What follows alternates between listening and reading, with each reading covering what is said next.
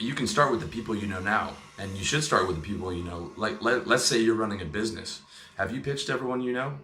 I have a client, and he has a cleaning business, and he knows 30 people, 40 people, 50 people who's been good friends with for the last 10, 15 years of his life, and not one of them's a client because he hadn't asked them yet.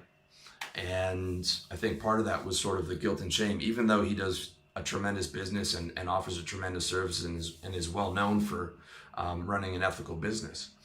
And part of it was just sort of when I brought it up to him, the thought hadn't occurred. If you have an electrical business or a plumbing business or you sell real estate, I mean, you don't have to badger your friends and being annoying, but I mean, at least put the offer out there. Okay, at least let everybody know, because you're not taking value from them. You're not taking money from them. You're adding value in exchange for that money, and oftentimes in your business, it's going to make that person more money.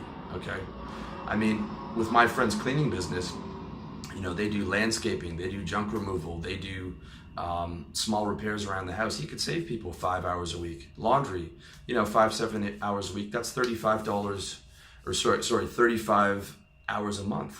Okay, for someone who's making 40,000, 100,000, 200,000, that could be saving them $2,000 a month. So he's not taking money; he's giving money.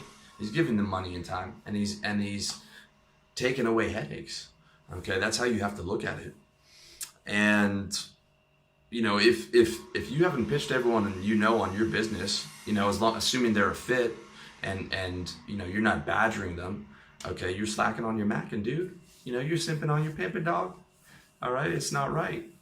It's not right to do that. Not right to do that to yourself, and it's not right to do that to your friends who you could help and take pain off of their plate and add money and time to their lifestyle. Same applies to your outreach, okay? I mean, I talk with a lot of guys, and they're saying they're struggling in their service business, and I'm saying, how many outbound cold calls are you making a day? How many hundreds of cold calls do you make in a day? In my last job in corporate sales, it was 100 calls a day, and I had to make 40 grand in revenue. I didn't inherit any book of business. Had to make 40 grand in revenue a month. I was 2 to 3 months away from getting fired at any given time, just like every other sales guy. And, I was expected to make $40,000 a month with nothing but an internet and a telephone, selling advertising. Okay? So you should at least be doing the same for yourself, if not more. Now, in today's day and age, I've been hearing cold calling's dying since the time I was in sales. It's not. It might be more difficult to call B2C through the phone book, but every person with a corporation answers their phone. If you're selling B2B, cold calling is going to be around for a while. I'd say at least 10 years. Okay, but that's not the only output. So that 100 to 400 outbound contacts doesn't have to be cold calling. Okay, if you're a fitness coach, you can go down to the wealthy business district at lunch and just ask 100 people. You could probably get that done in an hour. I mean, you do that every day. I mean, especially if you're an in-shape guy and you do it politely and you don't badger them and you go through their pain points, you're going to get clients, man. Same applies to email marketing and outbound hitting up people's Facebook page, although that is less effective as opposed to actually getting someone on the phone or seeing them in person so you can close their objections in real time. That's the ideal. The only upside to that is you can automate it, you can get someone on your team to do it, and you can do it faster.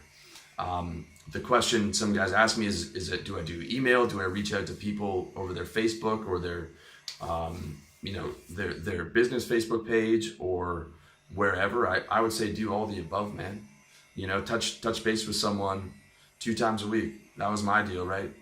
When I wanted a big client, it would be 2 calls a day, leaving voicemails for 6 months, 8 months, a year. Getting them to the point where like, man, we can't get rid of this guy. Can we just get him in the meeting? And then I would come in the meeting and I'm like, hey, I'm sorry for bothering you, okay?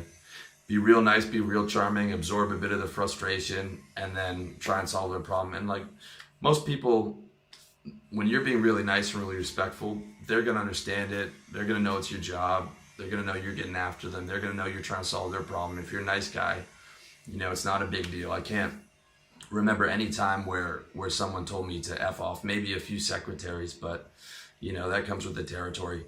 For the most part, people don't answer your calls because they're scared to hurt your feelings. But when you have a thick skin and you can absorb a little bit of being uncomfortable, it's going to take you a long way. Getting comfortable in uncomfortable situations gives you a superpower, man, because at the end of the day, like, sales is not rocket science, okay? It's just no one wants to do it. When you're the guy who's willing to do it, doesn't matter if you're super smart, doesn't matter if you have a university education. I mean, I worked with guys, you know, they couldn't send out an email without grammatical errors and sentence fragments. Okay, I worked with a guy who said a triple negative in a sentence. All right, this Croatian guy, he was like, you don't need no currency or nothing. Like, I almost spit the water out that I was drinking. I had to like reconsider my life. Like, how did I end up here making the same money with this guy who just butchered that sentence? Okay, and not to beat up on him. All right, you know, you know, everyone's coming over as an immigrant. I respect that, and I respect the dream. But I just remember thinking, like, you know, guys can close without an education. They can close, you know, without, you know, proper grammar. They can close just by sheer will and persistence and knowing how to close. And I mean, that's the game. You got to be willing to do what other people don't to get the results that you want. Okay, extraordinary results take extraordinary actions, just by definition. If you want to do ordinary, you're going to make ordinary money, man. You know, and that's just how it works. Even today, my sales skills are still the most valuable skills that I have. And this whole business was built on being able to add value and sell. Okay, as much as I grudgingly admit that, I hated sales, I hated my bosses, they treated me badly, they wanted us to do unethical things. I hated every single day of sales, and hate is too light a word. I loathed it. I don't think anyone loathes sales more than I do. Okay, but I gotta give it credit, man. It got me to where I am now. I was able to learn on other people's dime. I made them money. I mean, there's companies that still have clients giving them money from work that I did 7 years ago. Okay, some of those are their biggest clients, and that's just the name of the game. So 100 to 400 outbound contacts a day, whether that's cold calls, emails, Facebook, all the above. And that's just your outbound. That's not to mention your inbound, okay? Your inbound you can just have running automatically. You've got Facebook, you've got Google, but now you've got LinkedIn, you also have Upwork. Upwork is awesome, not just for advertising yourself, for doing like free jobs for clients, but you can advertise directly on there. And I think that's going to be a huge vertical, especially because it's not being utilized properly and not being utilized nearly as much as Facebook and Google. So the name of the game is attention. Okay, you can't get money without attention. And the more attention you get, the more likely you get paid. And you have the ultimate equalizer, which is the internet, okay? I get 300,000 views a month between Google search on my website and YouTube. Okay, 99% of my website traffic comes from Google search. Not Facebook, not Twitter, not even YouTube. The YouTube conversion rate is terrible. Okay, it's all Google search, and don't even get me started on Bing and Yahoo. Okay, you know, you get nothing for that. It's Google search and then YouTube. Okay, now YouTube doesn't convert directly to my site very much at all. Okay, I get more traffic from a couple aggregators that I'm on than YouTube. What YouTube does do is it gets people to buy in.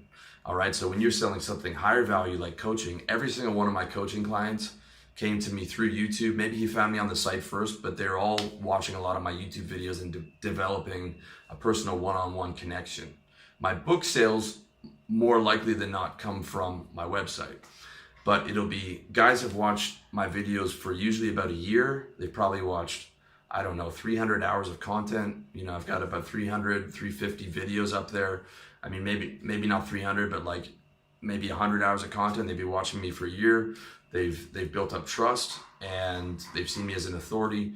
And to the point where I don't even have to get on the phone and close the deal. They'll go ahead to my coaching page and give me $1,000, knowing that they can trust me with it because of the relationship that I've built up, which is basically just one-on-one, you know, developing a network, but just pushed out to millions of people. I think my content's been viewed maybe 8 million times. This opportunity never existed, dude. I grew up with a rotary telephone. Okay, if you're a young guy, you don't even know what that is. And my mom rented it from the phone company, dude. You'd have to dial like this, okay? And if you fucked up, it's like, fuck, dude, why is your number so long? You gotta go back to the start, man. Like, that's what I grew up with, dude. I didn't have a cell phone until I was 27, man. Okay, because I didn't want to be bothered. I didn't want to be on a leash, man. I didn't know, like, I needed to reach people. I needed to be on call all day, man. Now I'm on call all day. I'm messaging people all day. I'm calling people all day. I'm checking in on projects, man. And I'm speaking to you on a cell phone, okay? One of the best investments I ever made was this little phone right here that I'm talking to you on.